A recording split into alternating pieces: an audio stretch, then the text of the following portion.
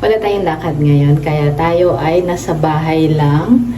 At mag-aayos tayo ng mga hindi ko nagawa ng mga nakaraang araw. Tayo ay maghihilamos muna. Mamaya na tayong maliligo.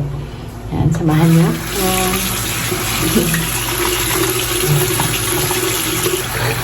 Malamig ako.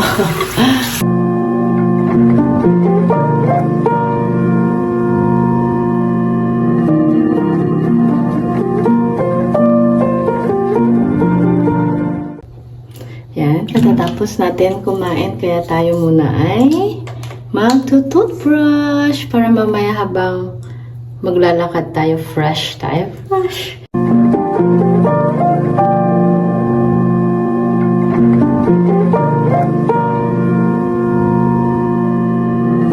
Yan, alam nyo ba, itong pag-walking na to, 30 minutes of walking, malaking tulong na to sa ating kalusugan. Pero ako ginagawa ko lang 1 hour para makabawas din sa ating mga taba-taba. Pero 30 minutes of walking, goods na yan sa ating kalusugan. Kaya mga kadistrito, samahan niyo ako sa ating pag-walk.